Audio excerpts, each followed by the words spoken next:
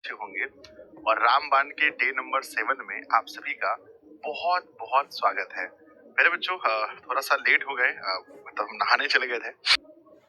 सोचे भाई कि आप लोग की क्लास जो है वो नहाने के बाद बहुत अच्छे से, बहुत जोश के साथ, बहुत जुनून के साथ हो, इसलिए प्यारे बच्चों थोड़ा सा लेट हो गया, मैं क्षमा चाहता हूँ, है ना। और चलिए जल्दी से मेरे बच्चे सब लोग लाइव आ जाए। मेरे साथ जुड़े हैं नीतीश कुमार जी, राकेश कुमार जी, शुभम कुमार जी, रोहित कुमार जी हैं और सुधांशु कुमार हैं, अखिलेश कुमार जी हैं और ढेर सारे हजारों की संख्या में मेरे प्यारे प्यारे बच्चे जुड़ चुके हैं। एक बार आप लोग आपका सभी लोगों से रिक्वेस्ट है कि एक बार जल्दीबाजी में अपना अपना नाम लिखकर भेजिए। एक बार देखें बच्चों, बहुत दिनों के बाद मन कर रहा है जानने का अपने बच्चों के बारे में। पीयूष कुमार जी, संदीप कुमार हैं, शैलेश कुमार जी हैं, दिलखुश हैं, गौतम हैं, रागिनी हैं, अमित कुमार जी हैं, ढेर सारे हजारों की संख्या में मेरे प्यारे प्यारे बच्चे जुड़ चुके हैं। चलिए तो हम लोग आज के इस प्यारे से सेशन को शुरू करते हैं, बहुत ही जोश के साथ, बहुत ही जुनून के साथ। अरे बच्चों, कल मेरी तबीयत ठीक नहीं थी, मैं बहुत ज्यादा अच्छा फील नहीं कर रहा था, इसलिए मैं आप लोग की लाइव सेशन में नहीं जुड़ा था, पर आज से हम लोग फिर कंटिन्यू करने जा रहे हैं। तो चलिए एक बार सब लोग प्यारे बच्चों, एक बार फिर से पावर ऑफ टीयूसी दिखना चाहिए। इस प्यारे से सेशन को सभी दोस्तों के पास शेयर कर दीजिए, SHARE शेयर। यानी बच्चों एक एक विद्यार्थी के पास सेशन पहुंचना चाहिए। अगर अभी स्टार्टिंग में इस सेशन में जुड़े बच्चों की संख्या 6000 है, तो मिनिमम मेरे विद्यार्थी कम से कम 12 से 15,000 बच्चों के पास तो ये सेशन पहुंचना ही चाहिए। थोड़ा सा आज ये हो गया था, क्लास 6:30 बजे मैंने किसी और दिन क्लास लिया था और गलती से वही मैसेज आप लोग के ग्रुप में चला गया था, ये क्लास 6:30 बजे होगी, गलती से चला गया था। एक्चुअली इस क्लास का टाइम 6 बजे ही है बच्चों, है ना। चलिए तो आज हम लोग क्या देखने वाले हैं, तो बिहार मैट्रिक परीक्षा वर्ष 2026 के लिए हम लोग पढ़ रहे हैं और कहते हैं अब सबका सपना पूरा होगा। ऑब्जेक्टिव क्वेश्चन जितने भी हमारे एग्जाम में आते हैं सब में टोटल में से टोटल मार्क्स लाना है हमें रामबाण की क्लास में। और डे नंबर आज हमारा 7 होने वाला है ऑल सब्जेक्ट के ऑब्जेक्टिव का, मेरे बच्चे 230 में से 230 अंक का। एक बार अगर आपने डे नंबर 6 तक देख लिया है तो एक बार प्यारा सा दिल बनाकर भेजना सभी लोग की गुरु जी हम लोगों ने डे नंबर 6 तक कंप्लीट कर लिया है। प्लीज एक बार सब लोग कमेंट बॉक्स में दिल बनाकर भेजिए अगर आपने डे नंबर 6 तक कंप्लीट कर लिया है बच्चों, ठीक है ना। बहुत सुंदर बहुत सुंदर बहुत सुंदर, सबने कंप्लीट कर रखा है, सबने कंप्लीट कर रखा है। आइए बच्चों बढ़ते हैं हम लोग आगे और सबसे पहले गणेश जी का आशीर्वाद लेते हैं, श्री गणेशाय नमः। उसके बाद प्यारा सा मोटिवेशन, मेरे बच्चे मां शारदे का भी आशीर्वाद लेना है, जय मां शारदे। मोटिवेशन है अब बातों से नहीं रातों से लड़ने की तैयारी है। कहते हैं जब तक ये 15 दिन होगा हम लोग इस शायरी को पढ़ेंगे। अब बातों से नहीं रातों से लड़ने की तैयारी है। अब हाँ, रामबाण तांडव और अंतिम प्रहार की बारी है बच्चों। तांडव की क्लास कितने बजे स्टार्ट हुई है कमेंट बॉक्स में लिखना।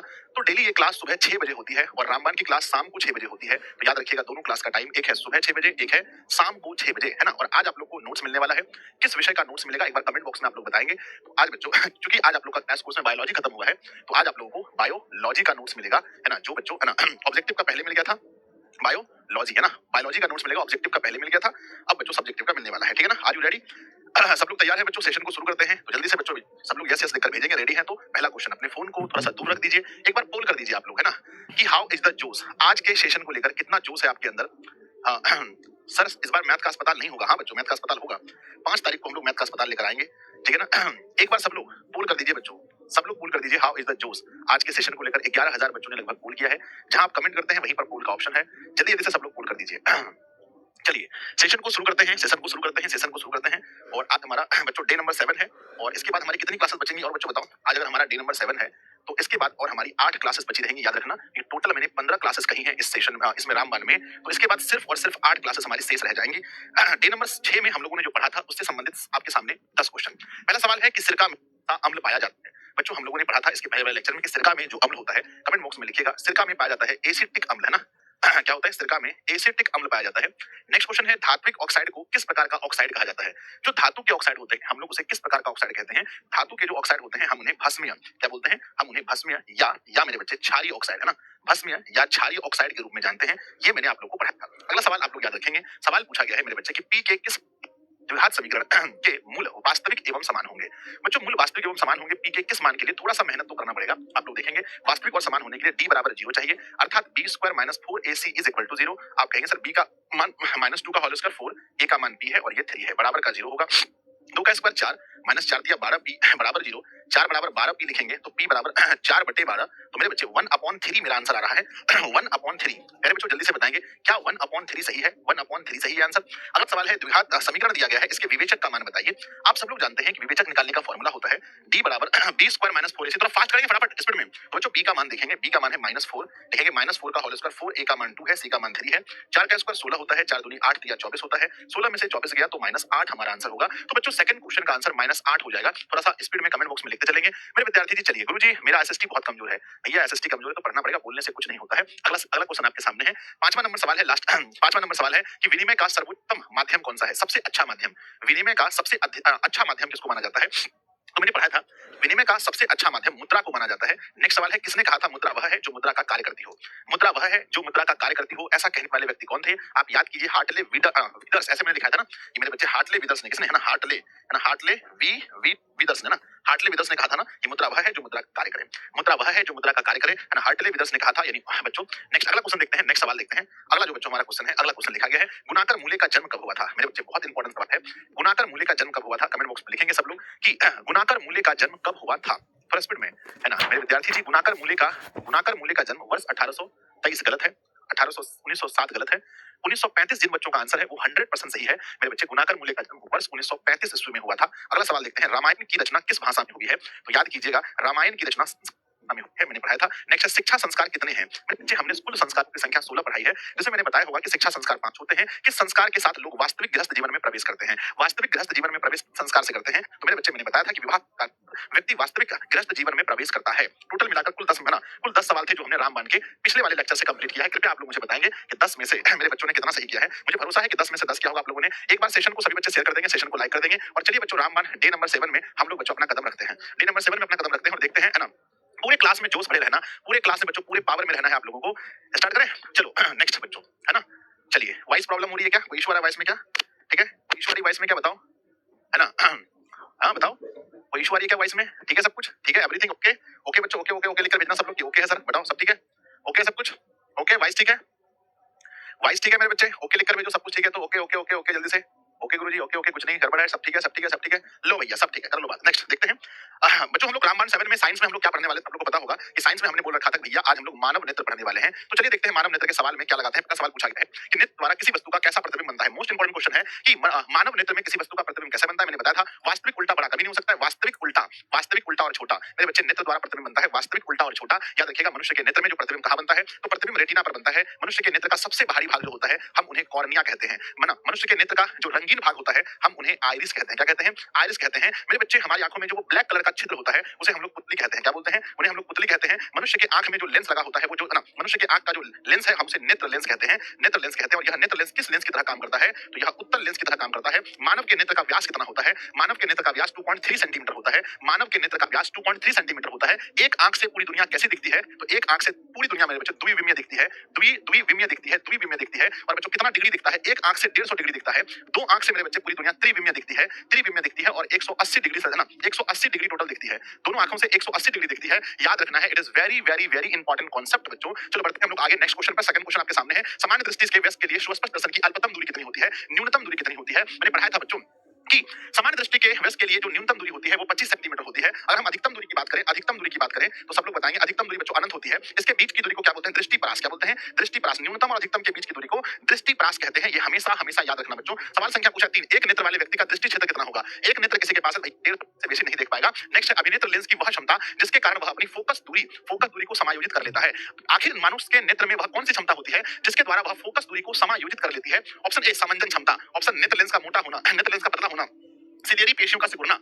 अभिनेत्र लेंस की वह क्षमता जिसके द्वारा वह अपनी फोकस दूरी को समायोजित करता है, फोकस दूरी को बढ़ा सकता है, घटा सकता है। तो बच्चों रीजन है समंजन क्षमता। क्या होती है? समंजन क्षमता की वजह से ही ऐसा हो सकता है। याद रखिएगा। नेक्स्ट क्वेश्चन है बच्चों, रेटिना पर किसी वस्तु का उल्टा तथा वास्तविक प्रतिबिंब किसके द्वारा बनाया जाता है? रेटिना पर किसी वस्तु का प्रतिबिंब मेरे बच्चे ऑप्शन पूछा गया है, रेटिना पर किसी वस्तु का उल्टा तथा वास्तविक प्रतिबिंब किसके द्वारा बनता है? परितालिका के द्वारा, पक्षमावी पेशी के द्वारा, अभिनेत्र लेंस के द्वारा या काचाभ द्वारा? तो मेरे बच्चे हाँ, प्रतिबिंब तो लेंस के द्वारा ही बनता होगा ना। तो ऑप्शन नंबर क्या होगा? ऑप्शन नंबर सी होगा, अभिनेत्र लेंस के द्वारा। तो रेटिना वस्तु का उल्टा तथा वास्तविक प्रतिबिंब लेंस है ना, तो मेरे बच्चे अभिनेत्र लेंस के द्वारा बनता है। ऑप्शन नंबर सी होगा, ऑप्शन नंबर सी होगा, ऑप्शन नंबर सी होगा। अब क्वेश्चन देखते हैं, किसी वस्तु का प्रतिबिंब आंख के जिस भाग पर बनता है? ये बच्चों नोट कर लीजिएगा, 2026 में ये क्वेश्चन 100% आएगा। बहुत हल्का है और बहुत बार पूछा गया सवाल है। क्वेश्चन है, किसी वस्तु का प्रतिबिंब आंख के किस भाग पर बनता है? रेटिना पर बनता है, ये सबको पता है। अगला सवाल है, आंख व्यवहार होता है यानी की तरफ बात करता है। गलती मत कीजिएगा, आंख हमेशा उत्तल लेंस की तरह व्यवहार करता है। अगला क्वेश्चन है बच्चों की मानव भाग पर प्रतिबिंब बनाते हैं वह भाग कौन सा है? अलग अलग तरीके से पूछा गया वही क्वेश्चन है मेरे बच्चे। दृष्टिपटल या इसी को इंग्लिश में क्या बोलते हैं? रेटिना। क्या बोलते हैं? रेटिना। अगला क्वेश्चन है, सामान्य नेत्र की रेटिना पर बनने वाला प्रतिबिंब होता है,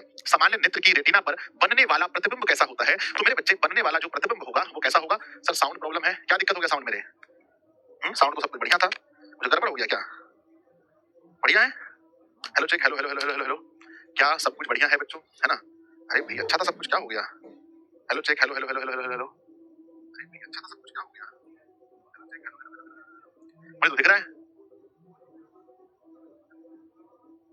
चलो चेक करो चेक करो चेक करो, बढ़िया है। हाँ थोड़ा बहुत इशू था, वो माइक मतलब गिर गया था एक बार, मुझे लगता है एक बार गिर गया था। सब कुछ ठीक है? बताइए जल्दी से। अरे नो प्रॉब्लम भाई, बढ़ते हैं। तो सामान्य नेत्र की रेटिना पर बनने वाला जो प्रतिबिंब होता है मेरे बच्चे, वो वास्तविक और उल्टा होता है, अर्थात ऑप्शन नंबर सी होगा। हमेशा याद रखना। नेक्स्ट बच्चों, वस्तु को हटा लेने के बाद भी नेत्र पटल पर प्रतिबिंब कितने सेकंड तक रहता है? अगर किसी वस्तु को आंख के सामने रखा जाए और फिर आंख के सामने से हटा लिया जाए, देखा हटाया, फिर भी वो कितने सेकंड तक हमारे मस्तिष्क पर, हमारे दिमाग पर वो बना रहता है? मेरे बच्चे कहना 1/16 सेकंड तक। याद रखना, मैंने पढ़ाया था। अगला क्वेश्चन है, निम्नलिखित में से कौन नेत्र का रंगीन भाग होता है? हमारे मनुष्य के नेत्र का जो रंगीन भाग है बालक, वो क्या है? वो हमारा परिताड़िका है, जिसको हम लोग क्या कहते हैं? आइरिस भी कहते हैं अंग्रेजी में। आइरिस ही रंगीन भाग होता है मानव के नेत्र का। मेरे बच्चे कहते हैं कि किस लेंस का उपयोग कर दीर्घ दृष्टि दोष को संशोधित किया जाता है? दीर्घ दृष्टि दोष में हम किसका प्रयोग करते हैं? दीर्घ दीर्घ को ही हम लोग कहते हैं दूर दृष्टि दोष। मैंने बताया था 2 अक्षर का है, तो दूर दृष्टि दोष में उत्तल का प्रयोग करेंगे। निकट दृष्टि दोष में किसका प्रयोग करेंगे? निकट दृष्टि दोष में अवतल का प्रयोग करेंगे। अगर किसी को जरा दृष्टि दोष हो जाए, लोग द्विफोक्सी लेंस का प्रयोग करते हैं। द्विफोक्सी ऐसे को बोलते हैं बाईफोकल, इंग्लिश में क्या बोलते हैं? बाईफोकल लेंस का प्रयोग करते हैं। अगर किसी व्यक्ति को, मेरे बच्चे, अगर किसी व्यक्ति को अबिंदुकता हो जाए तो फिर किसका प्रयोग करते हैं? तो कहते हैं बेलनाकार लेंस का प्रयोग करते हैं। बेलनाकार लेंस का प्रयोग करते हैं। अगर किसी व्यक्ति को, मेरे बच्चे, अगर किसी व्यक्ति को मोतियाबिंद हो जाए तो क्या करते हैं? गुरुजी, अगर किसी व्यक्ति को मोतियाबिंद हो जाए तो फिर ऑपरेशन करते हैं, ऑपरेशन करते हैं। अगर मेरे बच्चे बताओ किस विटामिन की कमी से मेरे बच्चे रतौंधी बीमारी होती है? तो याद रखना है विटामिन ए। विटामिन ए की कमी से रतौंधी बीमारी होती है। हमारे पेपर में ये सारे सवाल कभी ना कभी जरूर पूछे गए हैं। तो दीर्घ दृष्टि दोष को दूर करने के लिए उत्तल लेंस का प्रयोग करते हैं, अर्थात ऑप्शन नंबर बी होगा। Option number B. अगला क्वेश्चन देखते हैं। नेक्स्ट है बच्चों, किस दृष्टि दोष का अवतल और उत्तल दोनों लेंसों से बने द्विफोक्सी लेंस द्वारा संशोधित किया जाता है? द्विफोक्सी लेंस का प्रयोग हम किसमें करते हैं? द्विफोक्सी लेंस का प्रयोग बच्चे, द्विफोक्सी लेंस का प्रयोग होता है जरा दूरदर्शिता में, यानी ऑप्शन नंबर सी में होता है। अगला क्वेश्चन देखते हैं कि दृश्य प्रकाश में किस वर्ण का तरंगदैर्घ्य सबसे अधिकतम होता है? एकदम इंपॉर्टेंट क्वेश्चन है, 2026 के पेपर में बैठेंगे, फटाफट आंसर करके निकलना, फटाफट आंसर निकलेगा। मेरे बच्चे, मैंने बताया था कि लाल का, हमने ट्रिक लिखा था, ठीक लिखा था कि लाल का केवल बोलो बोलो बोलो, लाल का केवल क्या अधिक होता है? बताओ बताओ। तो तरंगदैर्घ्य अधिक होता है। लाल का केवल तरंगदैर्घ्य अधिक होता है, अधिक होता है। लाल का केवल तरंगदैर्घ्य अधिक होता है। बाकी सब क्या होगा जल्दी बताओ? बाकी सब किसका अधिक होता है? बाकी सब मेरे बच्चे, बाकी सब कम है ना। लाल का केवल तरंगदैर्घ्य अधिक होगा, बाकी सब कम होगा। क्वेश्चन में ये पूछा गया है कि दृश्य प्रकाश में किस वर्ण का तरंगदैर्घ्य अधिक होता है? तो लाल रंग का तरंगदैर्घ्य अधिक होगा। अगर पूछा गया होता बच्चों कि कम किसका होता है? कम, तो कम में हम कहते हैं बैगनी रंग का जो तरंगदैर्घ्य है वो सबसे कम होता है। मेरे बच्चे याद रखना, है ना, बैगनी रंग का तरंगदैर्घ्य सबसे कम होता है। बताओ मेरे बच्चे कि जो हमारा आकाश है उसका रंग कैसा होता है? जो आकाश है उसका रंग कैसा होता है? गुरुदेव, नीला होता है। कारण बता सकते हैं? क्योंकि नीले रंग का प्रकीर्णन सबसे अधिक होता है। नीले रंग का प्रकीर्णन सबसे अधिक होता है। मेरे बच्चे, जो अंतरिक्ष यात्री होते हैं उसको आकाश कैसा दिखता है? उसको आकाश मेरे बच्चे काला दिखता है। याद रखना, काला दिखता है। पूछा जाए मेरे बच्चे क्या दिखता है? काला, है ना। ये कैसा दिखता है? काला दिखता है। याद रखिएगा, बहुत इंपॉर्टेंट क्वेश्चन है। आइए हम आगे बढ़ते हैं। नेक्स्ट अगला क्वेश्चन देखते हैं। किस रंग का विचलन न्यूनतम होता है? विचलन के विषय में सवाल पूछा गया है कि किस रंग का विचलन न्यूनतम होता है? तो लाल का केवल तरंगदैर्घ्य अधिक होता है, बाकी न्यूनतम लाल का होगा। विचलन लाल किसका होता है मेरे बच्चे? तो लाल का विचलन न्यूनतम होता है। अधिकतम पूछा जाएगा तो बैगनी का। आकाश का नीला रंग होने की घटना का परिणाम है। आकाश का रंग आखिर नीला होता है, वो किस घटना का परिणाम है बताएंगे? तो मेरे बच्चे सबसे पहले कमेंट कीजिए, सबसे पहले। आज देखते हैं, आओ देखें जरा किसमें कितना है दम। तो मेरे बच्चे आज दम दिखाना है आपको कि आपसे पहले, चाहे आप कमेंट बॉक्स में लिखो, चाहे आप अपनी कॉपी में लिखो, चाहे अपने मन में बोलो, क्वेश्चन आए आंसर तैयार, क्वेश्चन आए आंसर तैयार। बोलो, करोगे? जल्दी से हाथ उठाकर बोलो यस गुरुजी, है ना। जल्दी बताओ यस गुरुजी। थोड़ा जल्दी फास्ट पढ़ेंगे, समय बचेगा तो कुछ और भी क्लास हो सकता है। बोलो जल्दी से, फास्ट करोगे, है ना। सबसे पहले या तो कमेंट बॉक्स में लिखना है, या तो कॉपी में लिखना है, या तो मन में बोलना है, लेकिन सबसे पहले बोलना है। ये मानसिकता अपने अंदर डेवलप कीजिए कि सर क्वेश्चन आया, आज तुरंत आंसर बोलेंगे। रोज आराम आराम से पढ़ते हैं, अलग बात है, और आज जल्दी जल्दी आंसर बोलना है ना। आज बहुत फास्ट में आंसर करना है। सब लोग बताओ फटाफट से। इतने कमेंट्स आ रहे हैं बच्चों, कमेंट्स मेरा स्क्रॉल भी नहीं हो रहा, हिल भी नहीं रहा कमेंट, है ना। जल्दी बताओ, करोगे स्पीड में?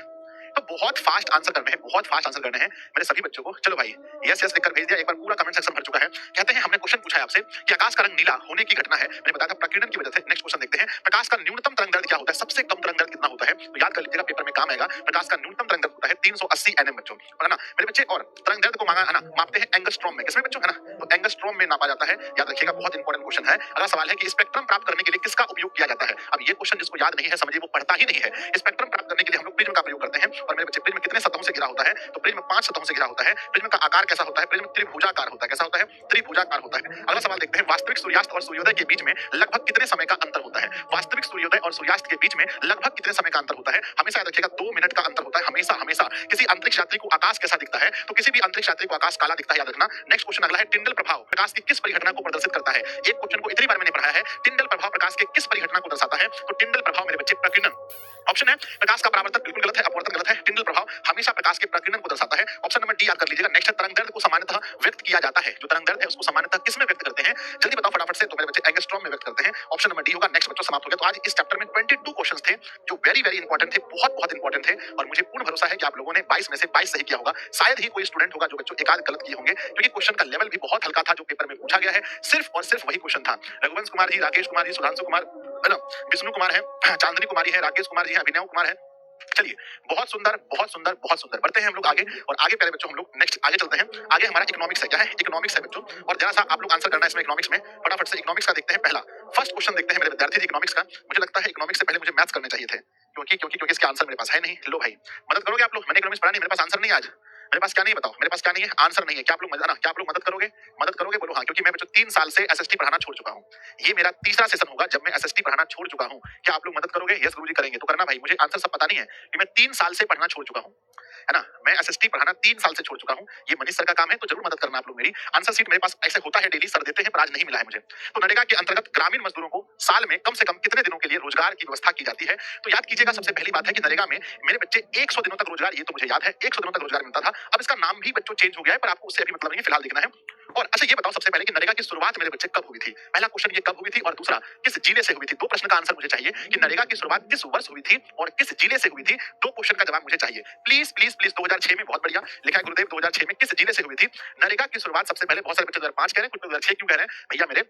राजस्थान से ना, बहुत सारे लोग राजस्थान लिख रहे हैं। क्या सही उत्तर बताना फटाफट से। सर आंध्र प्रदेश राजस्थान, आंध्र प्रदेश राजस्थान। लो भैया, मार हो जाएगा आज कमेंट बॉक्स में मार हो जाएगा। लिखना आप लोग इसके लिए, ठीक है ना। और नरेगा के साथ किस व्यक्ति का नाम जुड़ा हुआ है? याद रखिएगा, महात्मा गांधी का जो है इसके साथ में नाम जुड़ा हुआ है मेरे बच्चे। मनरेगा, ऐसे तो नरेगा होता है, इसमें मनरेगा होता है मेरे बच्चे। चलो आगे बढ़ते हैं। चलो आगे लिखा गया कि मानव पूंजी के प्रमुख घटक कौन से हैं? मानव पूंजी के प्रमुख घटक कौन से? ज्ञान है ना, ज्ञान नॉलेज, कौशल को स्किल बोलते हैं, इसको एक्सपीरियंस बोलते हैं। ये सब मानव पूंजी के, ये सभी मानव पूंजी के क्या घटक हैं बच्चों? अगर आपके जीवन में एक्सपीरियंस हो, चाहे वो अच्छा एक्सपीरियंस हो या खराब एक्सपीरियंस हो, क्या वो भी पूंजी है कि नहीं? मैंने एक बहुत प्यारी सी साड़ी आज लिखी है। मैं ऐसे बैठा हुआ था, मैंने सोचा मैं कभी लिखता हूं बच्चों थोड़ा बहुत, तो मैंने एक बहुत ही प्यारी साड़ी लिखी है। अगर आप लोग मुझे इजाजत दोगे सुनाने का तो मैं सुनाऊंगा। आज मैंने अपने व्हाट्सएप पर लगाया था, अगर आप लोग इजाजत दोगे सर सुना दो तो मैं सुना दूंगा। मैंने एक बहुत ही प्यारी सी साड़ी लिखी है मेरे बच्चे की। कुछ इस कदर सौदे कहते हैं, कुछ इस कदर सौदे कर गया वक्त ने, कुछ इस कदर सौदे कर गया वक्त ने मुझसे, कुछ इस कदर सौदे कर गया वक्त ने मुझसे, तजुर्बे देकर मासूमियत ले गया, है ना। कहते हैं तजुर्बे देकर मासूमियत ले गया। तो जिंदगी में बहुत सारी ऐसी घटनाएं होंगी आपके जीवन में जब आपको सिर्फ और सिर्फ क्या मिलेगा? तजुर्बा मिलेगा ना। क्या मिलेगा? है ना, तजुर्बा। खाली आपको तजुर्बा मिलेगा मेरे बच्चे, यानी कि वहां से आपको सीख मिलेगी। और धीरे धीरे जितना ज्यादा मासूम अभी आप लोग हैं, जितना ज्यादा आप लोग अभी मासूम हैं, धीरे धीरे आपकी मासूमियत कम होती जाएगी, धीरे धीरे आपकी मासूमियत कम होती जाएगी। क्योंकि जब आपके जीवन में बहुत सारे लोग आएंगे, आपके साथ बहुत कुछ होगा लाइफ में, फिर आपकी लाइफ मतलब आपकी मासूमियत कम होती जाएगी। इसलिए मैंने कहा कि बच्चों समय ने कुछ इस कदर मुझे वो किया ना। नेक्स्ट बच्चों, जवाहर रोजगार योजना शुरू हुई थी 2025 में भी पूछा गया है। जवाहर रोजगार योजना मेरे बच्चे कब शुरू हुई थी? तो मुझे याद है मैंने पढ़ाया था 1989 ईस्वी में। 1989 ईस्वी में। अगला क्वेश्चन है, कौन सी सेवा गैर सरकारी है? इसमें कौन सी सेवा ऐसी है जो सरकारी नहीं है? सैन्य सेवा सरकारी है, वित्त सेवा मेरे बच्चे मॉल ना, वित्त सेवा, रेल सेवा, मॉल सेवा सरकारी नहीं है। आप देखते होंगे जहां तहां बच्चों मॉल खुल जाता है। तो ऑप्शन नंबर सी है। अगला क्वेश्चन देखेंगे, आर्थिक विकास संबंधित है। आर्थिक विकास बच्चों परिणात्मक परिवर्तन से, गुणात्मक परिवर्तन से, या ए और बी दोनों, या इनमें से कोई नहीं? प्लीज कंप्लीट आंसर कीजिएगा। आप लोगों ने वादा किया था कि संजय सर आज हम आपके साथ आंसर करेंगे, सबसे पहले आपको आंसर सही बताएंगे, तो बताइए। तो बच्चों ए और बी दोनों सही होगा। इसका नेक्स्ट क्वेश्चन देखते हैं कि नरेगा कार्यक्रम के नाम के साथ किस व्यक्ति का नाम जोड़ा गया है? नरेगा कार्यक्रम के साथ मेरे बच्चे कहते हैं नरेगा है, तो इसमें म जोड़ दिया तो बन गया मनरेगा। तो म यानी बच्चों Mahatma Gandhi. Option number D होगा, ऑप्शन नंबर डी। अगला सवाल है, निम्नलिखित में कौन आर्थिक आधारभूत संरचना का घटक है? आर्थिक आधारभूत संरचना, आर्थिक इकोनॉमिकल मेरे बच्चे, आर्थिक इकोनॉमिकल मेरे बच्चे आर्थिक आधारभूत संरचना है। तो वित्त, शिक्षा, स्वास्थ्य, नागरिक, है ना। तो बच्चों शिक्षा आर्थिक में नहीं आता है ना, स्वास्थ्य नहीं आता है, नागरिक नहीं आता, सिर्फ और सिर्फ बच्चों यहाँ पर वित्त होगा बच्चों, वित्त। यहाँ वित्त होना चाहिए, वो हर्षिकर और तो होना चाहिए, वित्त यानी कि फाइनल। ऑप्शन नंबर ए, विच नहीं, वित्त होना चाहिए, वित्त होना चाहिए। ऑप्शन ए में वित्त होना चाहिए, वित्त होना चाहिए। नेक्स्ट है, मानवीय पूंजी निर्माण का मुख्य घटक क्या है? मानव की पूंजी कैसे बनता है? ऑप्शन ए स्वास्थ्य सेवाएं, या आवास, या शिक्षा एवं प्रशिक्षण, या इनमें से सभी, है ना बच्चों। मानवीय पूंजी निर्माण का मुख्य घटक क्या है? स्वास्थ्य सेवा देकर के मानव पूंजी बना सकता है, आवास बच्चों, या शिक्षा प्रशिक्षण। तो मैं कहूंगा ये सभी ऑप्शन होंगे, ऑप्शन नंबर डी। अगला क्वेश्चन देखते हैं, भारत के सकल घरेलू उत्पादन में किस क्षेत्र का योगदान सबसे अधिक है? सकल घरेलू उत्पादन को जीडीपी कहते हैं, सबसे अधिक योगदान किसका है? तो बच्चों देखो, लोग काम कर रहे हैं सबसे अधिक, अभी जो लोग कार्य कर रहे हैं वो सबसे अधिक सेवा क्षेत्र में कर रहे हैं। लेकिन मुझे जहां तक याद है कि जीडीपी में सबसे अधिक योगदान मेरे बच्चे कार्य कर रहे हैं कृषि क्षेत्र में, माफ कीजिएगा, कृषि क्षेत्र में कार्य कर रहे हैं, पर जीडीपी का योगदान बच्चों सबसे अधिक सेवा क्षेत्र का होना चाहिए। क्या कहती है पब्लिक, बताओ? क्या कहती है पब्लिक बताओ, क्या कहती है पब्लिक? आशुतोष कुमार जी, अजित कुमार जी, अंकेश कुमार जी, रोहना, राकेश कुमार, जल्दी बताओ क्या कहती है पब्लिक बताओ। तो देखो सबसे अधिक जो योगदान होना चाहिए है ना घरेलू उत्पादन में, वो सेवा क्षेत्र का होगा, ऑप्शन नंबर सी होगा। अगला सवाल देखते हैं, 10वां नंबर क्वेश्चन है, छिपी बेरोजगारी पाई जाती है। बच्चों देखो ऐसी बेरोजगारी जो आदमी को लगे भी नहीं कि हम बेरोजगार हैं। हम लोग देखते होंगे हमारे पापा किसान है ना, अगर बच्चों पापा किसान है तो आप देखते होंगे कि पापा मेरे बच्चे पूरा सब दिन खेती में लगे रहते हैं और लास्ट में हमें 1 लाख रुपए या 2 लाख रुपए, 1 या 2 लाख रुपए ही प्रॉफिट हो, मतलब कि आता है टोटल। अब इसमें 1 साल दे देते हैं लोग, तो यहाँ पर बेरोजगारी है बच्चों। छिपी हुई बेरोजगारी किसमें है? तो बच्चों कृषि में छिपी हुई बेरोजगारी, याद रख लीजिए, ऑप्शन नंबर बी होगा। अगला सवाल देखते हैं, निम्नलिखित में से कौन गैर आर्थिक आधारभूत संगठन ना संरचना का अंग है? गैर आर्थिक, नॉन इकोनॉमिकल। मेरे बच्चों गैर आर्थिक में कौन आएगा? ऊर्जा, बच्चों पैसे से जुड़ा है, यातायात पैसे से जुड़ा है, संचार पैसे से जुड़ा है। जो गैर आर्थिक है वो क्या है? तो शिक्षा को हमेशा ही गैर आर्थिक माना गया है, गैर आर्थिक है ये। अगला, मनरेगा कार्यक्रम की शुरुआत किस राज्य से हुई थी? लो भैया फंस गए। ऑप्शन है राजस्थान, उत्तर प्रदेश, बिहार और आंध्र प्रदेश। तो दो को तो आप लोग बोलते ही नहीं, बस 2 ऑप्शन में लेकर आप लोग कंफ्यूज होते हैं कि मनरेगा की शुरुआत बच्चों किस राज्य से हुई थी, है ना? तो मेरे विद्यार्थी जी ध्यान दीजिएगा, मनरेगा की शुरुआत आंध्र प्रदेश से हुई थी, ठीक है? मनरेगा की शुरुआत आंध्र प्रदेश से हुई थी, राजस्थान से नहीं बच्चों, नहीं नहीं नहीं। तो मनरेगा की शुरुआत कहां से हुई थी? आंध्र प्रदेश से हुई थी। तो ऑप्शन नंबर डी होगा, ऑप्शन नंबर डी होगा। नेक्स्ट क्वेश्चन देखते हैं, निम्नलिखित में से कौन सी बेरोजगारी, है ना, निम्नलिखित में कौन सी बेरोजगारी कृषि क्षेत्र में पाई जाती है? इनमें कौन सी ऐसी बेरोजगारी है जो कृषि क्षेत्र में पाई जाती है? तो अभी जस्ट हमने पढ़ा था मेरे बच्चे, ऑप्शन ए है छिपी बेरोजगारी, ऑप्शन बी है मौसमी बेरोजगारी, ऑप्शन सी ए और बी दोनों। तो मुझे लगता है दोनों होना चाहिए कि छिपी और मौसमी दोनों बेरोजगारी कहां पर है? दोनों बच्चों हमारे कृषि क्षेत्र में। छिपी बेरोजगारी तो 100% है और मौसमी भी है, तो ऑप्शन नंबर सी होगा। निम्नलिखित में से क्या आर्थिक आधारभूत संरचना का अंग है? आर्थिक में बच्चों हम लोग किसको रखेंगे? शिक्षा को नहीं रख सकते, स्वास्थ्य को नहीं रख सकते, यातायात को नहीं रख सकते हैं, सॉरी नागरिक सेवा को नहीं रख सकते हैं। यहाँ पर रख सकते हैं हम सिर्फ और सिर्फ यातायात को, यातायात। ऑप्शन नंबर डी, ये क्या है? ये हमारा क्या है?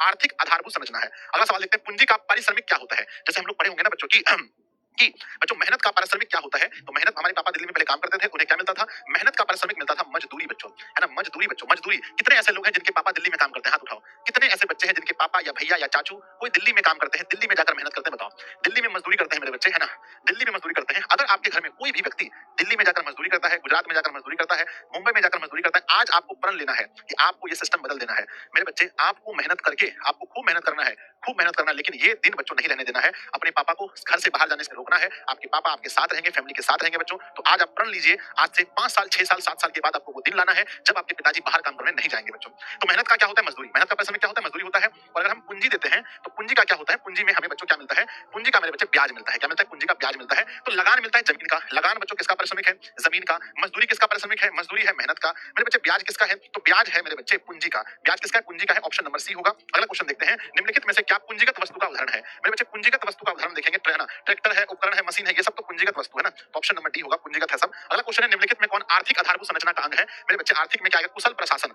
ये मेरे बच्चे आर्थिक में क्या आ जाएगा? स्वास्थ्य सुविधाएं, नहीं है ना, शिक्षा, स्वास्थ्य सुविधाएं, कुशल प्रशासन, ये आर्थिक में नहीं है। ये संचार जो है ये आर्थिक में आता है। ऑप्शन ए सही है। मेरे बच्चे समाप्त हो गया। तो 17 क्वेश्चन इस चैप्टर से थे, कुल मिलाकर 17 क्वेश्चन थे। मुझे पूर्ण भरोसा है कि मेरे बच्चों ने 17 में से 17 क्वेश्चन सही किया होगा। देखो एसएसटी में एक आध मिस्टेक आज हो सकता है, मैं फिर से कहूंगा कि मेरे पास आंसर शीट नहीं है और मैं पिछले 3 साल से एसएसटी का टीचर नहीं हूं, मैं नहीं पढ़ाता हूं एसएसटी। पर हाँ, अभी रामबाण में इसलिए आप लोग को करवा देता हूं ताकि सब चीज की तैयारी साथ में होती रहे, सब विषयों की तैयारी साथ में होती रहे, इसलिए मैं आप लोग को करवा रहा हूं। नेक्स्ट चैप्टर आपके सामने है, चैप्टर नंबर 6। चैप्टर नंबर 6 मेरे बच्चे बहुत प्यारा सा चैप्टर है। फर्स्ट क्वेश्चन है, निम्नलिखित में कौन विदेशी ब्रांड नहीं है? इनमें से विदेशी ब्रांड कौन सा नहीं है? प्लीज एक बार स्पीड में कमेंट बॉक्स में लिखना। देखो, हुंडई है, टोयोटा है, फोर्ड है, टाटा है। टाटा विदेशी नहीं है, अपनी भारत की कंपनी है मेरे बच्चे। अगला है आर्थिक ना, भारतीय आर्थिक नीति में किसे सम्मिलित किया गया है? उदारीकरण को, निजीकरण को, वैश्वीकरण को। मेरे बच्चे एनईपी, एन से होता है, एन से होता है मेरे बच्चे क्या, है ना, एन से नहीं एनईपी नहीं हो रहे, नहीं, वो ये नहीं होगा, है ना। वैश्वीकरण का ग्लोबलाइजेशन होता है इंग्लिश में, निजीकरण का प्राइवेटेशन होता है, उदारीकरण का क्या होता है? उदारीकरण को अंग्रेजी में क्या बोलते हैं? लिबराइजेशन, है ना, एलपीजी बच्चों, शॉर्टकट में बोलते हैं एलपीजी।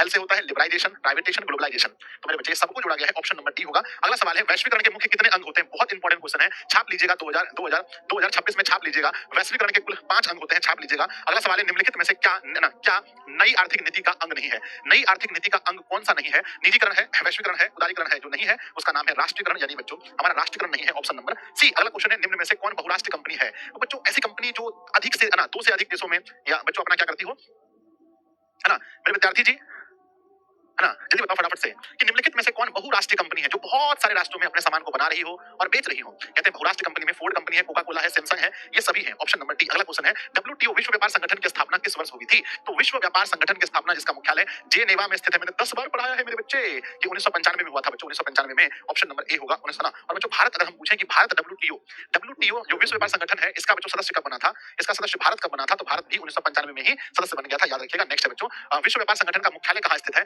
नोट कर लीजिएगा, 2026 में पक्का पूछा जाएगा। इसका मुख्यालय मेरे बच्चे स्थित है कहां पर? जेनेवा में, ऑप्शन नंबर सी है। अगला क्वेश्चन देखते हैं, सरकार द्वारा लगाए गए अनावश्यक नियंत्रणों तथा प्रतिबंधों को हटाना क्या कहलाता है? अगर सरकार अपने नियंत्रणों को, सरकार अपने प्रतिबंधों को हटा रही है तो हम इसे क्या कहते हैं? गुरुजी सरकार अगर ऐसा कर रही है कि अनावश्यक नियंत्रण और प्रतिबंधों को हटा रही है तो हम इसे क्या कहते हैं? हम इसे कहते हैं मेरे बच्चे उदारीकरण की सरकार उदार हो रही है, सरकार उदार हो रही है। अगला क्वेश्चन है वैश्वीकरण के परिणाम स्वरूप विभिन्न देशों के बीच निम्नलिखित में से किसका निर्बाध प्रवाह होता है? कहते हैं वैश्वीकरण के परिणाम स्वरूप जब हमारा देश बच्चों विश्व स्तर पर एक दूसरे से कनेक्ट हो गया, देश का वैश्वीकरण हो गया तो मेरे बच्चे विभिन्न देशों के बीच में निम्नलिखित में से किसका निर्बाध प्रवाह हो रहा होता है, यानी कि बिना रोक टोक कोई भी चीज कहीं जा सकता है। पूंजी का, प्रौद्योगिकी का, श्रम का, बच्चों इनमें से सभी। पूंजी माने कि बच्चों फाइनेंशियल का, है ना, प्रौद्योगिकी मतलब टेक्नोलॉजी का, और बच्चों श्रम का, सबका ऑप्शन नंबर डी। अगला पढ़ते हैं विश्व व्यापार संगठन के सदस्य देशों की कुल संख्या कितनी है? मुझे नहीं पता, आप लोग मुझे बताओ। डब्ल्यूटीओ में मनीष सर ने आपको क्या पढ़ाया है कि डब्ल्यूटीओ में कुल देशों की संख्या कितनी है?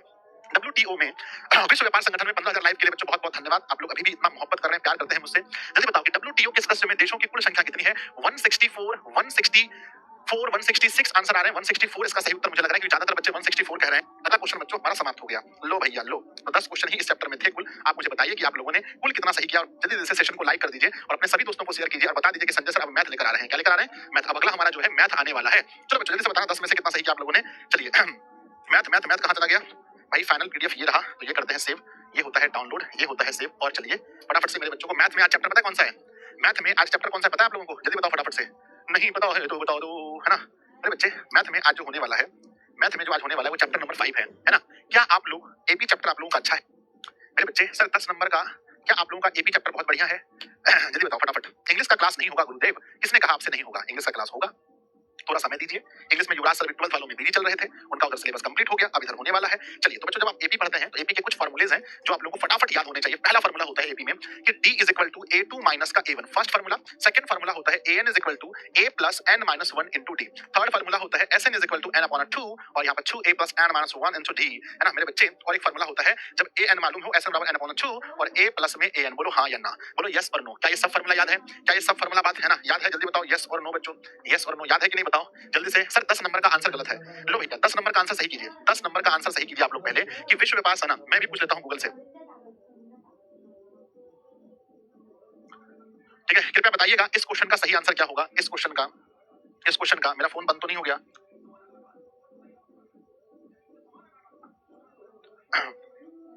तो मेरे प्यारे बच्चों अगर आप आंसर लिखेंगे जल्दी से 166 बच्चों, वर्तमान में 166 है।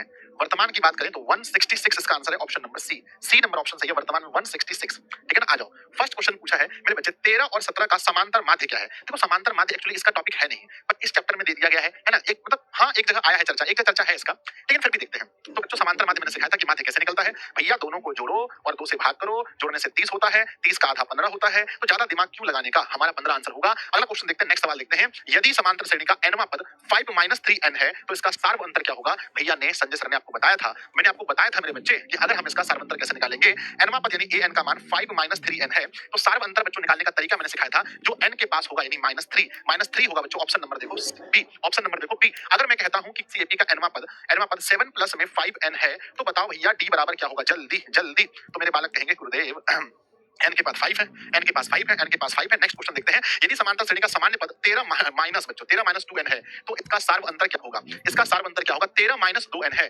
13 माइनस 2n है, तो सार्व अंतर क्या होगा? आप कहेंगे संजय सर देखो सार्व अंतर निकालना है, क्वेश्चन कह रहा है कि हम 13 माइनस में 2n है, तो बच्चों यहाँ से -2 आंसर होगा, -2 आंसर होगा, ऑप्शन नंबर डी -2। अगला क्वेश्चन देखते हैं, यदि p+1 2p+1 4p-1 AP में है तो what is value of p, है ना। p का मान बताओ कौन सा होगा? तो बच्चों एक तो आप ऑप्शन से बना सकते हो, एक ऐसे बना सकते हो, मान लो दिस इज a, अगर ये हमारा प्रथम है, ये पहला पद है, मानो ये पहला पद है, ये दूसरा पद है, ये तीसरा पद है। एक फॉर्मूला मैंने बनाया था कि दूसरा पद जो होता है वो पहले और तीसरे पद का औसत होता है, यानी 2 से भाग करके हमारा मान आता है। जल्दी कंप्लीटली देखते हैं इस क्वेश्चन को सॉल्व करके कैसे बनता है। तो पहला पद का मान है p+1, है ना। अब इसमें से मुझे जोड़ना है मेरे बच्चे 4p-1, दोनों को जोड़ के भाग करना है किसमें से? 2 से, तो बराबर निकलेगा b बोले तो 2p+1, है ना। तो मेरे बालक 2 से गुना करेंगे, 2 दूनी 4p + 2 1 कम 2। अब यहाँ पर p+1 है, प्लस में 4p-1 है, 1 1 कैंसिल, 4 1 5 हो गया, तो 4p + 2 बराबर में 5p, ये 4p जाके घट गया, तो 2 बराबर में p, तो p की वैल्यू 2 आएगी। तो बच्चों ऐसे भी निकाल सकते हैं, बाकी आप दूसरे तरीके से भी निकाले होंगे। सब लोग अपना आंसर मैच करके देख लीजिएगा। नेक्स्ट क्वेश्चन आपके सामने है, समांतर श्रेणी का सार्व अंतर क्या होगा? ये कोई क्वेश्चन है, ये कोई क्वेश्चन है, एकदम बच्चों सा क्वेश्चन है मेरे बच्चे। तो d बराबर फॉर्मूला होता है a2 माइनस में a1 है ना। A2 माइनस में A1 हम लोग जल्दी जल्दी पढ़ेंगे ना, तो आज एप्लीकेशन पर एक क्लास दे देंगे बच्चों, है ना। ऐप पर हमारी कौन सी क्लास होगी सर, बायो का चैप्टर 8 का ऑब्जेक्टिव, है ना। अगर बच्चों हमारी जल्दी जल्दी क्लास खत्म हो जाती है, अगर 8 बजे तक भी हमारी क्लास खत्म होती है, तो हम लोग क्लास आराम से लगा लेंगे, है ना। तो दूसरा पद है -4 में 0 घटेगा, तो बराबर -4 आंसर होगा, यानी बच्चों ऑप्शन नंबर सी -4 होगा। अगला क्वेश्चन देखते हैं, निम्नलिखित में से कौन समांतर श्रेणी में है। बहुत बहुत इंपॉर्टेंट क्वेश्चन है और सवाल आपसे पूछा जाएगा कि निम्नलिखित में से कौन समांतर श्रेणी में है। सर फल्ला फल्ला ने फल्ला फल्ला के टीचर को भैया मुझे नहीं पता ये सब चीज़, है ना। जल्दी बताओ, ये सब बात मुझे नहीं पता है ना। सर क्वेश्चन बहुत कम ला रहे हैं, अरे नहीं नहीं बच्चों, कभी ज्यादा लाए तो गुरुजी ज्यादा ला रहे हैं, अरे थोड़ा कम ही पढ़िए, एक आध दिन ज्यादा, कभी कभी कम पढ़ लीजिए, कभी कभी कम पढ़ लीजिए, आ जाओ, ठीक है आ जाओ। तो समांतर श्रेणी में आप याद कीजिए, संजय सर ने आपको बहुत क्वेश्चन भी करवाया है, ऐसा ना बोलिए कि नहीं करवाया मैंने। निम्नलिखित में कौन समांतर श्रेणी में है, तो बच्चों 1 5 का स्क्वायर 7 का स्क्वायर 73, ये 100% है बच्चों। रूट के अंदर 2, रूट के अंदर 8, रूट के अंदर 28, रूट के अंदर 32, ये 100% है बच्चों।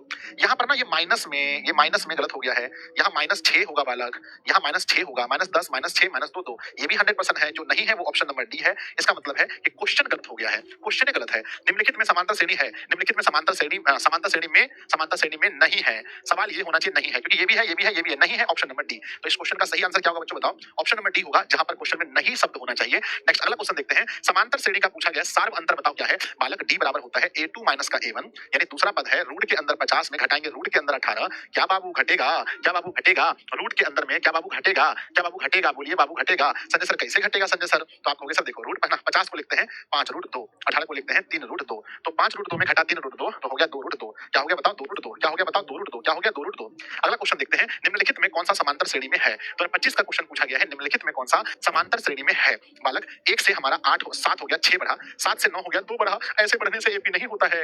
एक्स स्क्वायर एक्स क्यू ये घटेगा ही नहीं, ये एपी नहीं होता है। x से 2x, 2 से 3x, 3 से 4x 100% होता है, 100% होता है। Option number C, option number C, option number C. Next बच्चों की निम्नलिखित में कौन सा समांतर श्रेणी में नहीं है, ये भी 25 का क्वेश्चन है। निम्नलिखित में कौन समांतर श्रेणी में नहीं है ना। मेरे बच्चे उठ जा राही अब नींद से, उठ जा राही अब नींद से, तेरी धन दौलत सब सपना है, तेरी धन दौलत सब सपना है, सोया हुआ है क्यों गुमानों में, है ना। मेरे बच्चे कहते हैं कि उठ जा रही तू नींद से, तेरी धन दौलत सब सपना है। बच्चों जितना भी सोचते हैं दुनिया में, मेरे पास आज 100 रुपया है, मेरे पास आज 10 लाख रुपया है, मेरे पास आज 1 करोड़ रुपया है, क्या किसी के पास कुछ रहने वाला है बच्चों बताओ।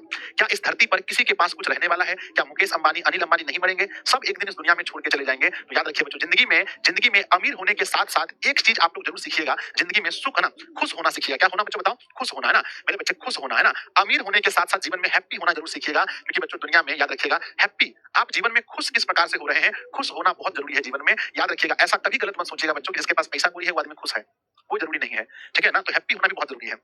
तो समांतर श्रेणी में नहीं है, 1 2 3 4 बिल्कुल है, 3 3 6 3 9 3 12 बिल्कुल है, 2 2 4 6 8 बिल्कुल है, जो नहीं है वो ऑप्शन नंबर डी है, ऑप्शन नंबर डी है। अगला क्वेश्चन है, समांतर श्रेणी 1 5 9 का सार्व अंतर क्या होगा। 2025 में ये क्वेश्चन पूछा है, मजाक लग रहा है मुझे, मजाक लग रहा है, क्यों पूछा है क्वेश्चन। डी बराबर A2 माइनस A1, यानी 5 में से 1 चला गया, मेरे बालक 4 आंसर होगा, ऑप्शन नंबर सी। अगला क्वेश्चन देखते हैं, समांतर श्रेणी दिया गया है का सार्व अंतर बताइए, ये भी 2025 का है, यानी 25 में इतना क्वेश्चन पूछा है, सिर्फ सार्व अंतर, सार्व अंतर और सार्व अंतर। तो फार्मूला होता है मेरे बच्चे, डी बराबर दूसरा का माइनस पहल का, तो दूसरा का है 3 प्लस रूट 2, है ना, 3 प्लस रूट 2, 3 प्लस रूट 2 में घटाएंगे पहल का को, सिर्फ 3 को, 3 3 कटी गेलो, क्या बचलो भाई वो बचाओ, क्या बचा, क्या बचा बताओ, क्या बचा बताओ जल्दी से, सिर्फ और सिर्फ रूट 2 बचा है, सिर्फ और सिर्फ रूट 2 बचा है, ऑप्शन नंबर डी। अगला क्वेश्चन है, निम्नलिखित में कौन सा समांतर श्रेणी है। 2025 का सवाल है, कौन सा समांतर श्रेणी है, निम्नलिखित में कौन सा समांतर श्रेणी है। 1 से 3 बच्चों 2 बढ़ा, 3 से 9 6 बढ़ गया, नहीं ये पॉसिबल नहीं है, ये कौन पॉसिबल नहीं हो। तो a स्क्वायर a क्यू ये भी नहीं होगा, a का स्क्वायर 1 होता है, 1 का स्क्वायर 1 होता है, 2 का स्क्वायर 4 होता है, 3 का 9 होता है, ये भी नहीं होगा मेरे बालक। तो होगा क्या, option number B, option number B, option number B, सिर्फ और सिर्फ बी, सिर्फ और सिर्फ बी, सिर्फ और सिर्फ बी। अगला क्वेश्चन नंबर 13 देखते हैं मेरे बच्चे, देखो 2024 23 और 24 दो सॉरी 13 और 24 में पूछा गया सवाल है, सवाल है 11वां पद कौन सा होगा। पूरा जान लगा दीजिए बच्चों, लेकिन सही कीजिएगा, है ना मेरे बच्चे। 11वां पद कौन सा होगा, देखो पहले ए पहला पद जो है -3 है, फिर बच्चों डी बराबर A2 माइनस का A1, यानी -1/2 और -A1 की वैल्यू -3, मेरे बच्चे -1/2 और माइनस प्लस में 3 बराबर एलसीएम होगा 2, -1 और प्लस में 6 बराबर 5/2, क्या होगा 5/2, क्या होगा 5/2 निकल गया। अब पूछा 11वां पद, 11वां पद का मतलब है a 11 is equal to a plus 10d, a की वैल्यू कितनी है, a की वैल्यू है बच्चों -3 और प्लस में 10 गुना d का मान क्या है, d का मान है 5/2, कट गया 5 बार 5 25, तो लिखेंगे -3 और प्लस 25 बराबर 22 हमारा निकलेगा 22 22 22 बच्चों, ऑप्शन नंबर देखिए बी, ऑप्शन नंबर बी 22 22। ऐसे क्वेश्चन को इतनी बार बनाओ इतनी बार बनाओ कि आंसर याद हो जाना चाहिए, है ना। चलिए अच्छा, आप लोगों के साथ कभी ऐसा होता है कि कुछ कुछ क्वेश्चन के आंसर याद हो गए आप लोग को? कैसा होता है बोलो, यस और नो। बहुत सारे बच्चों के साथ होता होगा ना। अगला है बच्चों की किसी समांतर श्रेणी का दूसरा पद 13 है, इसका पांचवा पद 25 है, तो इसका सारवंतर क्या होगा? 2 साल बिहार बोर्ड ने लगातार पूछा था। मेरे बालक ध्यान दो, किसी समांतर श्रेणी का दूसरा पद 13 है, यानी A2 बराबर 13 है, यानी इसको हम लिख सकते हैं A + D बराबर 13। पांचवा पद 25 है, यानी A5 बराबर 25 है, A5 को लिखेंगे A + 4D बराबर 25 है। अब अगर बच्चों हम इसको सॉल्व करेंगे, अगर हम इसको सॉल्व करेंगे तो A प्लस सॉल्व करेंगे, A + D बराबर 13, A + 4D बराबर 25, है ना। तो मेरे बच्चे ध्यान दे सकते हैं, कट गया, डी में से गया तो ये -3D बराबर -12, माइनस कट गया 4, डी का मान 4 बच्चों, डी का मान 4 आ गया। पूछा है सारवंतर बताइए, डी का मान देखो 4 आ गया, तो ऑप्शन क्या होगा? सी सही होगा ना, डी का मान 4 सी होगा ना। अगला क्वेश्चन देखते हैं, किसी एपी का प्रथम पद ए है, सारवंतर डी है, तो एनवा पद कौन सा होगा? इसका एनवा पद कौन सा होगा मेरे बच्चे बताओ, एनवा पद कौन सा होगा? आप सबको बताएं कि एनवा पद, है ना सर, एक बार, है ना, जल्दी बताओ एनवा पद कौन सा होगा? तो गुरुजी एनवा पद A + n - 1, A + n - 1 * D, A + n - 1 * D। Option number क्या होगा? ऑप्शन नंबर ए होगा। अगला क्वेश्चन देखते हैं, दो अंकों वाली कितनी संख्याएं 3 से विभाज्य हैं? बच्चों याद होगा आंसर, जल्दी बताओ, दो अंकों वाली कितनी संख्याएं 3 से विभाज्य हैं? दो अंकों वाली सबसे छोटी संख्या जो 3 से विभाज्य है, सबसे छोटी है 12, फिर है 15, फिर डॉट डॉट 99, है ना। तो बच्चों an बराबर फार्मूला होता है A + n - 1 * D, तो लास्ट में है 99, पहला पद है 12, प्लस में n - 1 लेंगे, गुना D का मान 3 से बोला है, D 3 निकलेगा, तो 99 में से 12 घट गया, बराबर में n - 1 गुणा में लिखेंगे 3 से, मेरे बच्चे 87 बराबर n - 1 गुणा लिखेंगे 3 से, 3 से घटाएंगे 29 बार में, 29 में 1 आके जुड़ जाएगा, n n बराबर 30 होगा, बोलो बांके बिहारी लाल की जय। तो मेरे बच्चे हो जाएगा हमारा आंसर ऑप्शन नंबर बी। अगला क्वेश्चन आपके सामने है, समांतर श्रेणी का कौन सा पद 88 है ना। समांतर श्रेणी का कौन सा पद 88 है मेरे बच्चे बताओ, कौन सा पद 88 है, कौन सा पद 88 है मेरे बालक? तो हम लिखेंगे कि भैया फॉर्मूला होता है an बराबर A + n - 1 * D, मान लेते हैं nवा पद 88 है, यहाँ लिखेंगे 88 बराबर में a की वैल्यू लिखेंगे 1 और प्लस में n मुझे मालूम नहीं, d का मान A2 - 7 3 निकलेगा, बराबर 88 में से 1 घट गया, बराबर n - 1 गुणा में 3 बचा, यहाँ पर 87 बराबर n - 1 गुणा में 3, 29 बार में, 29 में 1 आके जोड़ दो, तो बच्चों n बराबर हमारा आंसर 30 हो जाएगा, n बराबर 30 हो जाएगा, यानी ऑप्शन नंबर क्या होगा? सी। ऑप्शन नंबर बताइए जल्दी से, क्या होगा? सी नंबर ऑप्शन सही है, सी नंबर ऑप्शन सही है। नेक्स्ट क्वेश्चन देखते हैं, क्वेश्चन है कौन सा पद शून्य है? बहुत इंपॉर्टेंट सवाल है भैया, 20 में पूछा मन नहीं भरा, 22 में पूछा मन नहीं भरा, 25 में पूछा, 3 साल बिहार बोर्ड ने पूछा है कि इसका कौन सा पद मेरे बच्चे, है ना, कौन सा पद जो है कि हमारा, कौन सा पद हमारा शून्य होगा? गुरुजी इसका आंसर सूत्र मर क्या लिखा, किसी को हैप्पी रहना ये मत सोचो है कि हैप्पी है कि बाहर से बेचारा, अरे क्या लिख रहे हैं आप लोग भैया, क्या लिख रहे हैं बबुआ, जल्दी बताइए आंसर क्या होगा? तो पूछा है कि कौन सा पद शून्य होगा, फॉर्मूला होता है मेरे बच्चे an बराबर A + n - 1 * D। हमने माना कि शून्य कौन सा पद होगा, तो बच्चों हमने माना कि ये शून्य है, चलो भाई लिख देते हैं। a का मान बताओ कौन सा है, तो a का मान देखोगे तो 21 है, प्लस में n - 1 गुना d का मान बच्चों -3 हो रहा है ना, -3 बच्चों, ये हो गया -21 बराबर n - 1 गुना में माइनस माइनस कट गया, 7 या 21 हो गया, 7 बराबर n - 1, 7 में से 1 जुड़ गया तो n, तो n का मान बच्चों 8 होगा, आप देख सकते हैं n का मान 8 होगा, ऑप्शन नंबर बी सही है, ऑप्शन नंबर बी सही है 8, ऑप्शन नंबर बी सही है 8। नेक्स्ट क्वेश्चन देखते हैं कि बच्चों यदि समांतर श्रेणी का nवां पद दे रखा है तो बताओ A7 बराबर क्या होगा? सबसे पहला बात 2021 में पूछा था, A7 क्या होगा, यानी n की वैल्यू आपको 7 पुट करनी है। हम लिखेंगे बच्चों, हम लिखेंगे an = 9 - 5 गुना 7 बोला है तो n की जगह 7 रखो, 9 7 बचे 35, मेरे बच्चे 26 होगा, -26 होगा, -26 होगा, -26 होगा, -26 होगा, ऑप्शन नंबर बी सही है, -26 होगा। अगला क्वेश्चन देखते हैं, सवाल है प्रथम n प्राकृत विषम संख्याओं का योग क्या होता है? मेरे बच्चे विषम संख्या का योग 2025 में पूछा है ना, विषम संख्या का योग 2025 में पूछा है। हम लोग पहले पढ़ते थे प्राकृत संख्या का योग, प्रथम n प्राकृत संख्या का योग, है ना, प्राकृत संख्या का योग मेरे बालक, प्राकृत संख्या का योग पढ़ते थे n × n + 1/2, फिर हम लोग पढ़ते थे मेरे बच्चे n सम संख्या का योग, सम संख्या का योग, n सम संख्या का योग पढ़ते थे n × n + 1, और पढ़ते हैं n विषम संख्या का योग, n विषम संख्या का योग, तो n विषम संख्या का योग होता है मेरे बालक n स्क्वायर, क्या होता है? n स्क्वायर होता है, क्या होता है? n स्क्वायर होता है, यानी ऑप्शन नंबर क्या होगा? बी सही होगा, n का स्क्वायर। नेक्स्ट क्वेश्चन देखते हैं कि बच्चों 1 + 2 + 3 यानी प्राकृत संख्या, है ना, n बराबर क्या होगा? देखो 1 2 3 4 जो है ये तो प्राकृत संख्या है ना, और बालक अगर प्राकृत संख्या है, प्राकृत संख्या का योग होता है n × n + 1/2, n × क्या होता है? n × n + 1/2, यानी ऑप्शन नंबर सी। अगला क्वेश्चन देखते हैं कि n पदों वाले समांतर श्रेणी का योग दिया गया है मेरे बच्चे, है तो इसका छठा पद कौन सा होगा? अगर 25 ने पूछा छठा पद, तो छठा पद निकालने के लिए मेरे बच्चे छठा पद कैसे निकलेगा? तो मुझे याद आ रहा है छठा पद निकालने के लिए मुझे शायद 5 पदों का योग, है ना, छठा पद, 6 पदों के योग में से 5 पद का योग घटाना पड़ेगा, यानी 6 पदों के योग में से अगर आपको छठा पद चाहिए, अगर आपको F6 चाहिए तो S6 में से 6 पदों के योग में से 5 पदों का योग घटाना पड़ेगा, है ना। तो पहले चलिए हम 6 पद का योग निकालते हैं। सर 6 नंबर क्वेश्चन गलत है, लो भैया पहले 6 नंबर क्वेश्चन देख लो, रुक जाओ। 6 नंबर क्वेश्चन में क्या मिस्टेक है मेरे बालक बताओ? निम्नलिखित में कौन सा समांतर श्रेणी में नहीं है? तो देखो बच्चों ये वाला तो है, 1 का स्क्वायर 1 होता है, 5 का 25 49 और 73, ये बिल्कुल है। ये 2 रूट 2, ये 3 रूट 2, 4 रूट 2 बिल्कुल है। ये -10 -6 ये बिल्कुल है। जो नहीं है वो ऑप्शन नंबर डी है, बिल्कुल सही किया मैंने, है ना। तो एक ही चीज फालतू कमेंट क्यों कर रहे हैं? 17 नंबर क्वेश्चन में बच्चे ने सवाल उठाया, ये भी 30वां नंबर बिल्कुल सही है। दोनों अपने आप में सही है, तो फालतू कमेंट कृपया ना करें, फालतू कमेंट से बचें, फालतू कमेंट से बचें। 17 नंबर में कोई गलती नहीं है, 17 नंबर में सवाल में कोई गलती नहीं है। मैं आप लोगों से पूछना चाहता हूँ, है ना, मेरे बच्चे जल्दी बताओ क्या कहीं मिस्टेक है तो बोलो, है ना, बताओ जल्दी से, हाँ बताओ। यस, अगला क्वेश्चन मेरे विद्यार्थी जी एस है ना S6, तो S6 कैसे निकलेगा? तो यहाँ पर जहाँ n है वहाँ 6 बैठाएंगे। S6 में जहाँ n है वहाँ 6 बैठाएंगे, यानी 6 का स्क्वायर प्लस में 2 गुना 6 प्लस का 1, 6 का स्क्वायर 36 होता है, 6 दूनी 12 प्लस का 1 होता है। मेरे बच्चे जोड़ेंगे तो ये 3 हो गया, ये 9 हो गया टोटल, है ना, ये जोड़ने से 9 हो गया, ये 4 49 हो गया। अब हम काम करते हैं 5, तो 5 में बच्चों n स्क्वायर यानी कि 5 का स्क्वायर प्लस में 2 गुना 5 प्लस का 1, बच्चों 25 और प्लस 10 45 और प्लस 1 में 46, तो ये हो गया बच्चों 46 और वो हो गया 49, है ना, ये गलत हो गया क्या? 6 का स्क्वायर 36 था, 5 का स्क्वायर 25 था, वहां पर 6 दूनी 12 था, यहाँ बच्चों 5 दूनी 10 है। ठीक है, तो बताओ दोनों को घटाएंगे, 46 में से बच्चों सॉरी 49 में से हमारा 46 घटा तो आंसर 3 आ रहा है, क्या सही है? आंसर 3 सही नहीं है, गलत है, आंसर गलत है। तो मुझे मेरे बच्चे मुझे लग रहा है कि 7 में से अगर आपको छठा पद निकालना है तो 7 में से आपको 6 घटाना चाहिए। एक बार करके देखते हैं, तो ये 7 पद जाकर के फिर 6 तक पद घटाइए, तो अब देखिए कितना होता है। तो बच्चों n स्क्वायर यानी 7 का स्क्वायर प्लस में 7 का स्क्वायर प्लस में 2 गुना 7 प्लस का 1, तो 49, 7 दूनी 14 और प्लस 1 15, तो मेरे बच्चे 5 9 5 14 हासिल रहा 1 5 और 1 6 64 हो गया। मेरे बच्चे S7 निकल गया, S6 निकाल के देखिए, थोड़ा टफ क्वेश्चन तो है ना, तो बच्चों लेकिन बहुत ज्यादा टफ नहीं है। 6 का स्क्वायर 2 गुना 6 प्लस का 1 है, 6 के 36 6 दूनी 12 प्लस का 1 बराबर मेरे बच्चे ये हो गया 49। अब घटा के देखिए, तो अब मेरे बच्चे घटा के देखिए, तो S है ना A6 बराबर S7 माइनस S6 बराबर ना 64 में से घट गया 49 बराबर 15, आंसर है क्या 15, आंसर है क्या 15, option number C, option number C, option number C. तो बच्चों याद रखिएगा, अगर आपको S दिया रहे और आपको जो भी पद चाहिए तो उसमें 1 बढ़ा करके उसको घटाना है ना, तो छठा पद निकालने के लिए S7 में से S6 को घटाना पड़ेगा। चलिए बढ़ आगे नेक्स्ट क्वेश्चन, लास्ट क्वेश्चन है बच्चों, लास्ट सवाल देखेंगे जो 2025 का पूछा गया सवाल है। 25 का सवाल है मेरे बच्चे, समांतर श्रेणी के प्रथम 20 पदों का योग बताइए। प्रथम 20 पदों का योग बताइए, पहले 20 पदों का योग बताइए। तो मेरे बच्चे पहले 20 पद का योग यानी Sn बराबर n/2 होता है और 2a plus n minus 1 into d होता है। पहले 20 पद का योग आपसे पूछा गया है, n का मान देखेंगे, तो n का मान बच्चों 20 पद बोले हैं तो 20/2 लिखेंगे, फिर बच्चे 2 गुना a का मान है बच्चों 1 लिखेंगे, प्लस n का मान 20 माइनस 1 गुना d का मान बच्चों 3 करके बढ़ रहा है तो 3 लिखेंगे, बराबर बच्चों ये कट के 10 हो जाएगा, यहाँ पर बच्चों 2 हो जाएगा, यहाँ 20 में से 19 गया, 19 गुना 3 19 57 होता है, 19 का 57 होता है, 10 गुना यहाँ लिखेंगे 59 बराबर 590 हमारा आंसर है, जो ऑप्शन नंबर सी में है। 590 हमारा आंसर है, चेक कर लीजिएगा सब लोग, चेक कर लीजिएगा 590, सब लोग चेक कर लीजिएगा 590 हमारा आंसर है बच्चों, है ना, 590 आंसर होगा। चलिए हो गया ना, 590 आंसर होगा। तो प्लीज एक बार बताइए आप लोग कि कुल मिलाकर हमने आपको 23 क्वेश्चन कराए इस चैप्टर में, आप लोगों ने 23 में से कितना सही किया है? 23 में से कितना सही किया, जल्दी से बताइएगा। गुरुजी मेरे, है ना, ठीक है गुरुजी 22 नंबर नहीं समझ में आया, प्लीज समझा दीजिए। अच्छा वो इसका रूल है बच्चों, ध्यान दीजिए, इसका रूल है ये ना S वाला रूल है, ये बच्चों एकदम आपने तुरंत कैसे समझाऊं आपको, S वाला रूल है जो मैंने AP में जब मैं चैप्टर पढ़ा रहा था उस समय मैंने समझाया था, चैप्टर पढ़ाने के टाइम मैंने समझाया था, ठीक है ना। चलिए एक बार सेशन को सब बच्चे लाइक कर लेना, मेरे बालक सब लोग लाइक कर लेना, थोड़ा सा लेंदी मामला जाएगा, मैं इसको समझाऊंगा तो, है ना, कि अगर योग से आपको पद निकालना हो, योग से पद निकालना हो तो उसके लिए थोड़ा सा अलग हटके जाना पड़ता है।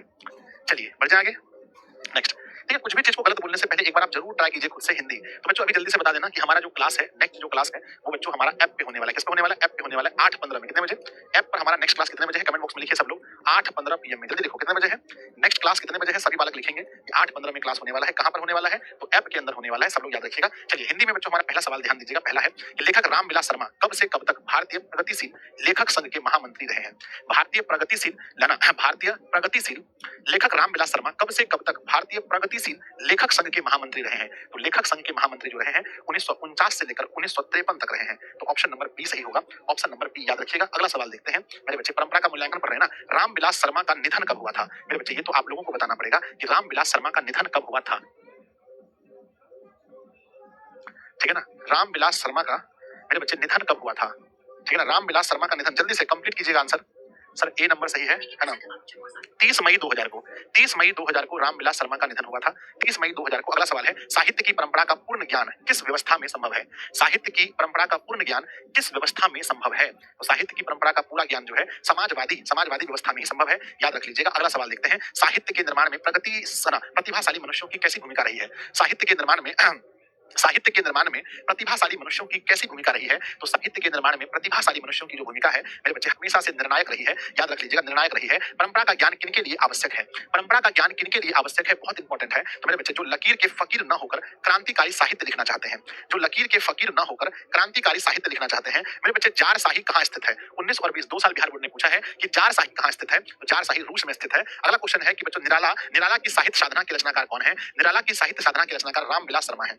रामविलास शर्मा है, याद रख लीजिएगा। अगला है, यदि मनुष्य परिस्थितियों का नियामक नहीं है तो परिस्थितियां भी मनुष्य की नियामक नहीं है। यह कथन किस लेखक का है? किस लेखक ने लिखा है कि यदि यदि मनुष्य परिस्थिति का नियामक नहीं है, यदि मनुष्य परिस्थिति का नियामक नहीं है तो परिस्थिति भी मनुष्य की नियामक नहीं है। ऐसा कहने वाले कौन है? ऐसा कहने वाले मेरे बच्चे रामविलास शर्मा है। ऑप्शन नंबर सी होगा बिरजू महाराज का। मेरे बच्चे मात्र, हे भगवान 8 क्वेश्चन मात्र इस चैप्टर से लिया गया है। बहुत दुख की बात है बच्चों, सिर्फ और सिर्फ 8 क्वेश्चन इस चैप्टर से लिया गया है मेरे बच्चे, बहुत दुख की बात है। आज के सेशन में क्वेश्चंस कम हो रहे हैं, कल सबका बदला लेगा तेरा फैजल।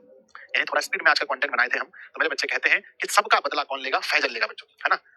चलिए गुरुजी, आप मैथ के क्रैश कोर्स में क्लास नहीं करवा रहे हैं, उसमें कुछ चैप्टर्स बचे हुए हैं, उसको कवर करने के लिए भी मेरे बच्चे व्यवस्थाएं की जा रही हैं। चलिए अब यहाँ से हमारा चैप्टर अलग हो गया, है ना। यहाँ से चैप्टर नंबर हमारा अलग हो गया। चैप्टर नंबर कौन सा होगा मेरे बच्चे? चैप्टर नंबर यहाँ से अलग हो जाएगा हमारा, चैप्टर नंबर 8, है ना। चैप्टर नंबर 8 यहाँ से शुरू हो जाएगा। 8 नंबर चैप्टर है। 8 नंबर चैप्टर है, बिरजू महाराज का साक्षात्कार किसने लिया था? बिरजू महाराज का इंटरव्यू लेने वाले कौन थे बताओ, है ना मेरे बच्चे। बिरजू महाराज का इंटरव्यू लेने वाले कौन थे? तो उनका इंटरव्यू रश्मि वाजपेयी ने लिया था, याद रखिएगा। अगला क्वेश्चन देखते हैं कि बिरजू महाराज को बिरजू महाराज का अपने बाबूजी के साथ आखिरी प्रोग्राम कहाँ हुआ था? यानी बिरजू महाराज ने अपने बाबूजी के साथ में आखिरी प्रोग्राम कहाँ किया था? आप लोगों को तो एग्जैक्ट याद होगा बच्चों कि बिरजू महाराज ने अपने पिताजी के साथ में आखिरी प्रोग्राम कहाँ किया था। जल्दी करेंगे, थोड़ा फास्ट करेंगे। आखिरी प्रोग्राम उन्होंने मेनपुरी में किया था। अगला सवाल देखते हैं कि किनके साथ नाचते हुए बिरजू महाराज को पहली बार पुरस्कार मिला था? किनके साथ वो नाच रहे थे जब उन्हें पहली बार पुरस्कार मिला? अपने बाबूजी के साथ में, अपने चाचा शंभू महाराज के साथ में, या दोनों के साथ में? तो बच्चों पहली बार वो दोनों के साथ डांस कर रहे थे, तब उन्हें पुरस्कार मिला था। ऑप्शन नंबर सी होगा। अगला क्वेश्चन देखते हैं, नेपाल में बिरजू महाराज के एक रिश्तेदार थे, जिनका नाम क्या था बच्चों? बताओ, जिनका नाम क्या था? नेपाल में बिरजू महाराज के एक रिश्तेदार थे, उनका नाम क्या था? प्लीज बताना आप लोग। तो नेपाल में बिरजू महाराज के जो रिश्तेदार थे, उनका नाम ठुमक लाल, चुन्नू लाल, हरिलाल या झुमक लाल? तो उनका लाल झुमक लाल था। ऑप्शन नंबर डी होगा, झुमक लाल उनका नाम था। नेक्स्ट है बच्चों कि पंडित बिरजू महाराज किस घराने के वंशज थे? पंडित बिरजू महाराज किस घराने के वंशज थे? तो पंडित बिरजू महाराज लखनऊ घराने के वंशज थे। ऑप्शन नंबर बी होगा, लखनऊ घराने के वंशज थे। अगला क्वेश्चन है, लखनऊ घराने के किस पंडित, किस पीढ़ी में मेरे बच्चे ना, लखनऊ घराने के किस पीढ़ी के कलाकार पंडित बिरजू महाराज थे? कौन सी पीढ़ी के कलाकार थे बच्चों? कौन सी पीढ़ी के? तो कहते हैं 7वीं पीढ़ी के, याद कीजिएगा, 7वीं पीढ़ी के कलाकार थे। मैंने आप लोगों को पढ़ाया था। अगला क्वेश्चन है, पंडित बिरजू महाराज का जन्म कहाँ हुआ था? पंडित बिरजू महाराज का जन्म बच्चों लखनऊ में हुआ था। ऑप्शन नंबर बी होगा, लखनऊ में जन्म हुआ था। नेक्स्ट है, पंडित बिरजू महाराज का जन्म किस वर्ष हुआ था? ये बिहार बोर्ड ने 3-4 बार सवाल पूछा है कि पंडित बिरजू महाराज का जन्म किस वर्ष हुआ था। आपको याद होना चाहिए कि पंडित बिरजू महाराज का जन्म किस वर्ष हुआ था मेरे बच्चे। सर कल क्लास होगा? क्यों नहीं होगा भाई, डेली क्लास होगा। क्लास अब किस लिए बंद होगा? क्लास बंद होने का कोई एक रीजन बता दीजिए। अब क्लास बंद होने का एक रीजन बता दीजिए, है ना। हाँ, एक दिन बच्चों, जिस दिन इसका पेपर रहेगा 12th वालों का, जिस दिन 12th वालों का पेपर होगा उस दिन मेरे बच्चे बंद हो सकता है ना। उस दिन हो सकता है बंद, उस दिन हो सकता है, ठीक है ना। तो पूछा गया है बिरजू महाराज का जन्म किस वर्ष हुआ था? तो बिरजू महाराज का जन्म 1938 में, वर्ष 1938 में जन्म हुआ था। ऑप्शन नंबर क्या लिखेंगे? 1938 में हुआ था। ऑप्शन नंबर डी है। अगला सवाल देखते हैं, जीत जीत मैं निरखत हूँ पाठ साहित्य की कौन सी विधा है? जीत जीत मैं निरखत हूँ, यह जो पाठ है ये साहित्य की कौन सी विधा है? तो जीत जीत मैं निरखत हूँ यह बच्चों साक्षात्कार है। यह क्या है? यह साक्षात्कार है। जीत जीत मैं निरखत हूँ, यह एक साक्षात्कार है। अगला क्वेश्चन देखते हैं, बिरजू महाराज के गुरु कौन थे? वह अपना गुरु किसे मानते थे? बिरजू महाराज अपना, है ना मेरे बच्चे, बिरजू महाराज अपना गुरु किसे मानते थे? तो बिरजू महाराज अपना गुरु अपने पिताजी को मानते थे, अपने पिताजी को मानते थे। कहते हैं कि बिरजू महाराज ने बच्चों गांडा किससे बनवाया था? उन्होंने गांडा किससे बनवाया था? तो गांडा जो है मेरे बच्चे अपने पिताजी से बनवाया था। कहते हैं इसके लिए उन्होंने पिताजी को कितना रुपए नजराना दिया था मेरे बच्चे? 500 रुपए देकर के गांडा बनवाया था, 500 रुपए देकर के। कहते हैं अपना जज किसे मानते थे? बिरजू महाराज अपना जज अपनी अम्मा को मानते थे। अपनी अम्मा को खुद को किसके शागिर्द मानते थे? खुद को किसके शागिर्द मानते थे? किसके शागिर्द? शागिर्द माने होता है शिष्य बच्चों। किनके शिष्य मानते थे? तो खुद को अपना बच्चों पिताजी का शिष्य मानते थे, है ना। पिताजी का शिष्य मानते थे, मेरे पिताजी ही मेरे गुरु हैं, पिताजी का। अगला क्वेश्चन है, बिरजू महाराज किस शैली के नर्तक थे? मेरे बच्चे बिरजू महाराज के विषय में पूछा गया है कि बिरजू महाराज किस शैली के नर्तक थे? तो बिरजू महाराज जी कथक शैली के नर्तक थे। ऑप्शन नंबर डी होगा। अगला सवाल है, बिरजू महाराज की ख्याति किस रूप में थी? तो नर्तक के रूप में, डांसर थे वो, नर्तक के रूप में। बिरजू महाराज की ख्याति नर्तक के रूप में थी, एक डांसर के रूप में थी। बिरजू महाराज कौन कौन सा वाद्य यंत्र बजाते थे? बिरजू महाराज को कौन कौन सा वाद्य यंत्र बजाने आता था? सितार है, गिटार है, हारमोनियम है, सभी है। तो बिरजू महाराज को ये सब कुछ बजाने आता था बच्चों। ऑप्शन नंबर डी होगा। पंडित बिरजू महाराज का संबंध किससे है? बांसुरी वादन से, तबला वादन से, कथक नृत्य से या संतूर से? तो उनका जो संबंध है मेरे बच्चे ये कथक नृत्य से है। ऑप्शन नंबर सी होगा। नेक्स्ट क्वेश्चन देखते हैं, नृत्य की शिक्षा के लिए पहले बिरजू महाराज किस संस्था से जुड़े थे? तो बिरजू महाराज जुड़े थे हिंदुस्तानी डांस म्यूजिक दिल्ली से, है ना। हिंदुस्तानी डांस म्यूजिक दिल्ली से पहली बार वो जुड़े थे, हिंदुस्तानी डांस म्यूजिक दिल्ली से। बिरजू महाराज कितना रुपए नजराना देकर अपने गुरु से गांडा बनवाया था? कितना रुपए नजराना देकर उन्होंने अपने पिताजी से या अपने गुरु से, है ना, अपने गुरु से क्या बनवाया था? गांडा बनवाया था। तो 500 रुपए याद रखिएगा। अगला सवाल देखते हैं, शागिर्द का अर्थ क्या होता है? शागिर्द माने होता है ना, शागिर्द माने होता है शिष्य। खुद को किसके शागिर्द मानते थे? किसके शागिर्द? शागिर्द माने शिष्य होता है, शागिर्द माने शिष्य। पंडित बिरजू महाराज के, है ना, 9.5 साल के थे तभी उनके, है ना, उनका उनका बच्चों देहावसान हो गया। तो कौन बच्चों कौन मर गए थे जब पंडित बिरजू महाराज 9.5 वर्ष के थे? तो किनकी मृत्यु हो गई थी? तो पिता की मृत्यु हो गई थी, पिता की मृत्यु। अगला सवाल है, बिरजू महाराज खुद को किसके शागिर्द मानते थे? किसका शागिर्द मानते थे? किसका शागिर्द? तो खुद को पिता का शागिर्द मानते थे। अगला क्वेश्चन देखते हैं विद्यार्थी जी, बिरजू महाराज को किस उम्र में संगीत नाटक अकादमी अवार्ड मिला था? वह किस उम्र के थे जब उन्हें संगीत नाट्य अकादमी अवार्ड मिला? तो बिरजू महाराज 27 वर्ष के थे, याद रखिएगा, 27 वर्ष के थे। अगला है बिरजू महाराज के चाचा का नाम क्या था? बिरजू महाराज के चाचा का नाम याद रख लीजिएगा, शंभू महाराज उनके चाचा थे। शंभू महाराज उनके चाचा थे। शंभू महाराज बिरजू महाराज के कौन थे? तो मेरे बच्चे चाचा थे, याद रखिएगा, चाचा थे। अगला सवाल देखते हैं, हलकारे का अर्थ क्या होता है? हलकारे का अर्थ होता है संदेश वाहक। क्या होता है? हलकारे का अर्थ होता है संदेश वाहक, याद रखिएगा। अगला सवाल है, जीत जीत मैं निरखत हूँ पाठ के केंद्र में कौन है? तो बच्चों पाठ के केंद्र में है बिरजू महाराज। जीत जीत मैं निरखत हूँ, ये बिरजू महाराज के बारे में है। जीत जीत मैं निरखत हूँ पाठ के लेखक कौन है? लेखक भी है बच्चों पंडित बिरजू महाराज। लेखक कौन है? पंडित बिरजू महाराज है। अगला क्वेश्चन है, बिरजू महाराज को तालीम तालीम बच्चों किससे मिली थी? तालिस नहीं, तालीम तालीम किससे मिली थी? तो अपने अपने बाबूजी से, अपने पिताजी से शिक्षा मिली थी। तालीम माने शिक्षा। अगला है, पंडित बिरजू महाराज ने गांडा किससे बनवाया था? तो अपने बाबूजी से, अपने पिताजी से गांडा बनवाया था। बच्चों समाप्त हो गया। तो बताइएगा 35 क्वेश्चन में अच्छा खासा क्वेश्चन हिंदी के इस चैप्टर से लिया गया है। 35 क्वेश्चन में मेरे प्यारे प्यारे प्यारे प्यारे छोटे छोटे भाई बहनों ने कितना सही किया? 35 में से 35 में से आप लोगों ने कितना सही किया बताइए, है ना। सर संस्कृत का नोट्स, कौन सा नोट्स नहीं मिला संस्कृत में? संस्कृत में कौन सा नोट्स नहीं मिला है? क्या संस्कृत के बुक का नोट्स नहीं मिला है? क्या संस्कृत के ग्रामर का नोट्स नहीं मिला है? क्या नहीं मिला बताओ? संस्कृत का कंप्लीट नोट्स पहले मिल चुका है। तो मेरे बच्चे जब तक चेक बिना किए कुछ भी फालतू कमेंट मत कीजिए, जाके चेक करके देखिए, कंप्लीट नोट्स आपको संस्कृत का पहले ही मिल चुका है। आज बायोलॉजी का नोट्स आपको मिलेगा, बायोलॉजी का, है ना। बायोलॉजी का नोट्स आज आप लोग को मिलने वाला है। सर बुक का नहीं मिला है? बुक का नोट्स नहीं मिला है? नहीं मिला है? बट बुक का मिला कि नहीं मिला? यस और नो? सर बुक का नहीं मिला है। नहीं मिला है? हम तो बहुत पहले बना के दे दिए हैं। ओ भाई, अरे भैया हमारा है, माफ कर दो, मेरी जुबान फिसल गई थी, माफ कर दो। माफ कर दो बच्चा लोग, मेरी जुबान फिसल गई थी। ठीक है बच्चों, दिला देंगे ना, बना हुआ है, वो बना के रखा हुआ है, वो बना के रखा हुआ है बच्चे, बना के रखा हुआ है। ठीक है, नहीं दिया है तो हमको लगा था, है ना। ठीक है, दे देंगे। अरे मिल जाएगा, इतना दिन से काहे बोला था वे पगलू सब कहीं का। बना बहुत पहले बन गया, बहुत पहले मैंने बना के दिया, बहुत पहले। ठीक है ना। आ जाओ। आ जाओ। कहते हैं बच्चों की हमारा क्या है, सवाल क्या है कि बच्चों क्षमा किसका नाश करती है? कहते हैं जब आप क्षमा कर देंगे, जब आप किसी को क्षमा कर देते हैं तो क्या होता है? क्षमा बच्चों क्रोध का नाश करती है, क्रोध का नाश करती है क्षमा। कहते हैं नीति श्लोक का पाठ में कितने श्लोक हैं? कहते हैं नीति श्लोक का पाठ में पढ़ाए होंगे 10 गो श्लोक है। कितना है? 10 गो श्लोक है। नीति श्लोक का पाठ को बच्चों किसने लिखा है? विदुर ने लिखा है। किसने लिखा है? विदुर ने। विदुर क्या थे? तो विदुर बच्चों मंत्री थे। विदुर क्या थे? मंत्री थे। नीति श्लोक का पाठ जो है बच्चों विदुर नीति से कहां से लिया गया है बताओ? कहां से लिया गया? तो विदुर, है ना, विदुर नीति से लिया गया, जो महाभारत के किससे, है ना, तो उद्योग पर्व से, महाभारत के उद्योग पर्व से लिया गया है मेरे बच्चे, ये विदुर नीति से है, याद रखिएगा। अगला क्वेश्चन है कि धर्म की रक्षा किससे होती है? भैया जिस धर्म में सत्य है, ट्रूथ है, वही धर्म की रक्षा होगी। नेक्स्ट, नरक के कितने द्वार हैं? नरक के कितने द्वार हैं बच्चों? कहते हैं कि बिना मांगे दुनिया में, मतलब बिना कुछ किए दुनिया में कुछ नहीं मिलता है, नरक जाने के लिए भी मरना पड़ता है। कैसा लगा सुन के बताओ? मेरी शायरी सुनो कि बिना कुछ किए दुनिया में कुछ नहीं मिलता, बिना कुछ किए दुनिया में कुछ नहीं मिलता, नरक भी जाने के लिए मरना पड़ता है। सोचो कितना खतरनाक शायरी बन गया ना।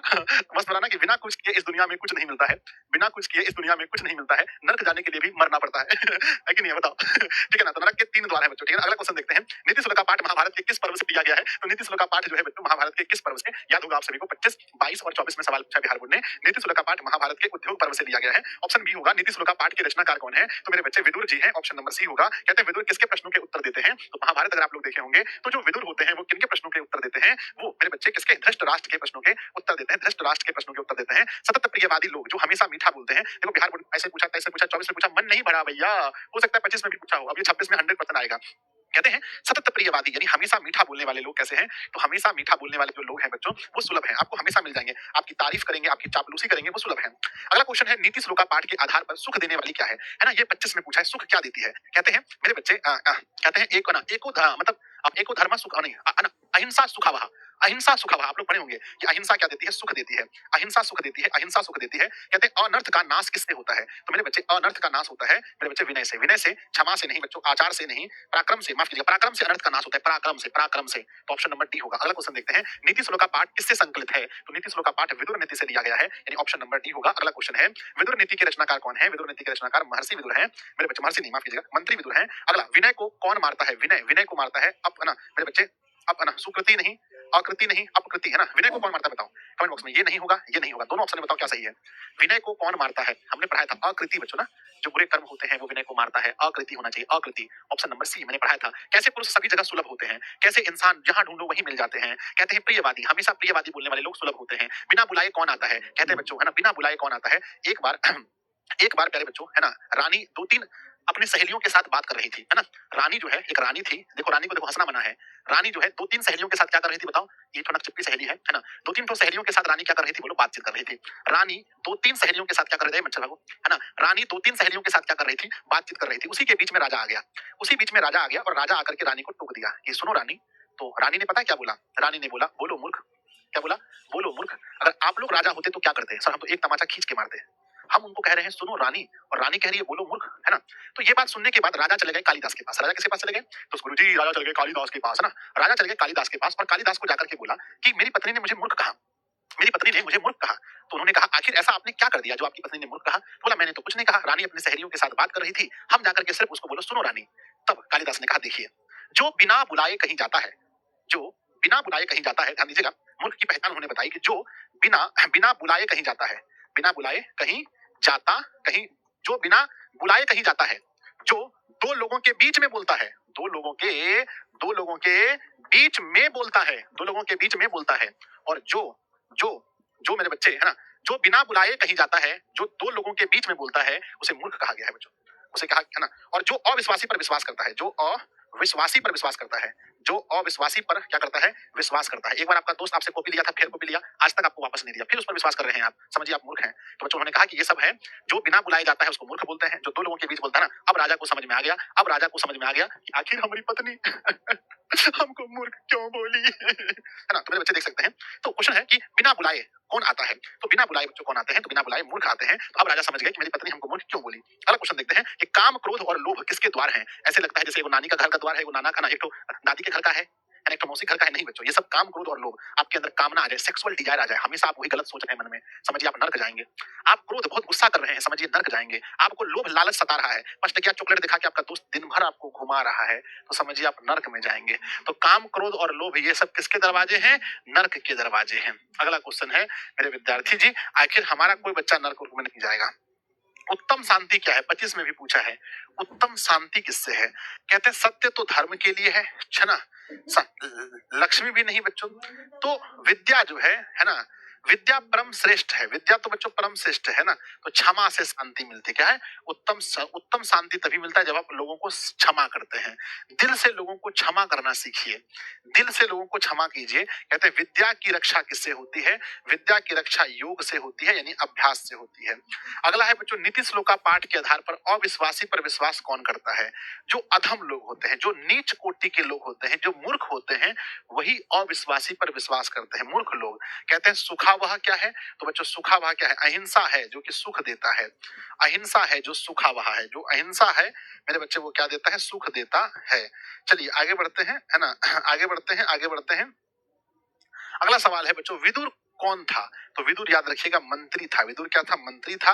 अगला, महाराज धृष्ट राष्ट्र के प्रश्नों का समुचित उत्तर कौन देते हैं, महाराज धृष्ट राष्ट्र के प्रश्नों का उत्तर मंत्री विदुर देते हैं मेरे बच्चे। अगला सवाल है, अपृष्टो बहुभाषते, जो कम लोग होते हैं, मतलब सॉरी जो कम ज्ञानी लोग होते हैं वो ज्यादा बोलते हैं। आप देखे होंगे घर में खलिया बर्तन धनमन बेसी करता है, खलिया बर्तन धनमन बेसी करता है। आप लोग गांव में देखिएगा, जो लोग कम पढ़े लिखे होंगे वो भचर भचर ज्यादा करता है, बोलो हाँ या ना, यस और नो। जो कम पढ़े लिखे लोग होंगे वो ज्यादा बोलेंगे, ज्यादा बोलते हैं। तो कहते हैं ना, अपृष्टो बहुभाषते किस पाठ की उक्ति है, तो यह नीति श्लोका पाठ में कहा गया है। अगला सवाल है, परम तृप्ति किससे मिलती है, तो परम तृप्ति किससे मिलती है, विद्या से बच्चों हमें परम तृप्ति मिलती है।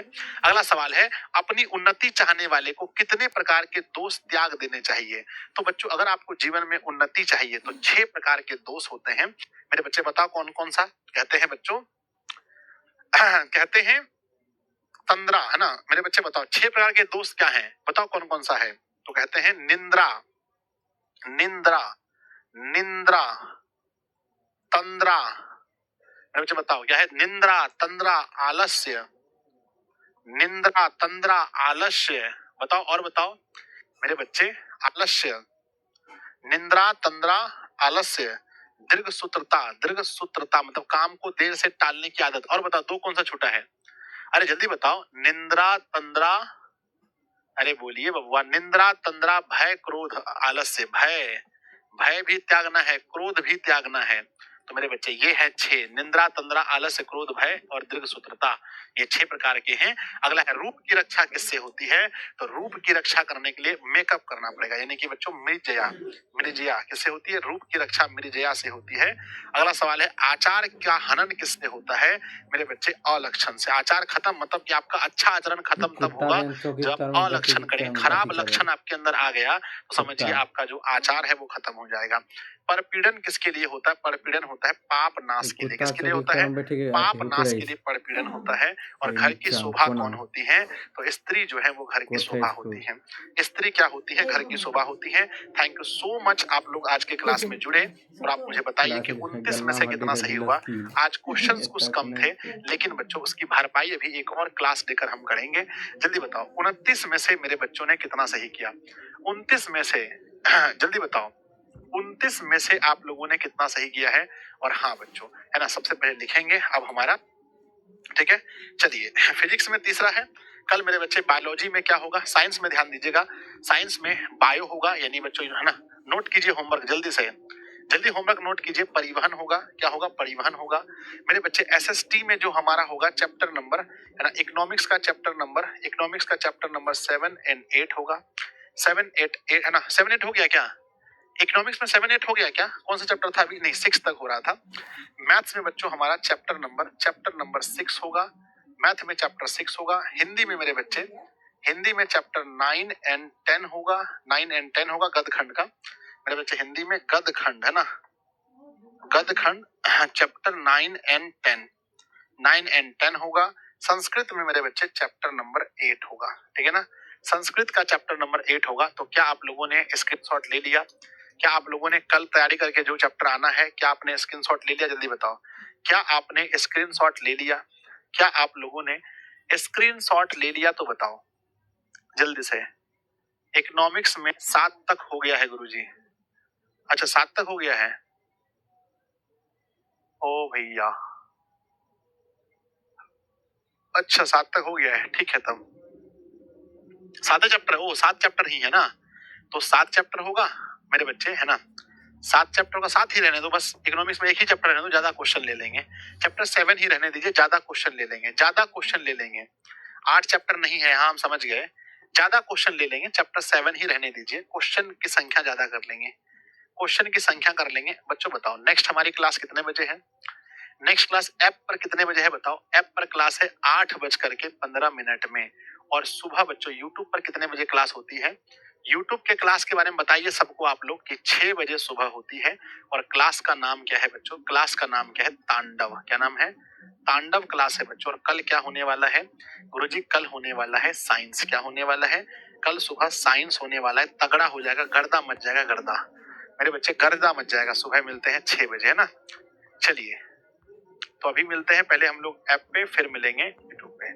लव यू बच्चों, मिलते हैं अगली क्लास में। तब तक के लिए आप पढ़ते रहिए, हंसते रहिए, मुस्कुराते रहिए। आज का क्लास थोड़ा सा आप लोग को कम क्वेश्चन था, लेकिन टेंशन मत लीजिए, क्लास हुआ इस बात की खुशी है ना। इसका टेस्ट अपलोड करवा देंगे। अगर टेस्ट अपलोड नहीं हुआ होगा तो बच्चों, जो भी टेस्ट अपलोड नहीं हुआ है बच्चों, कल तक में सारा टेस्ट अपलोड करवा देंगे, ठीक है ना।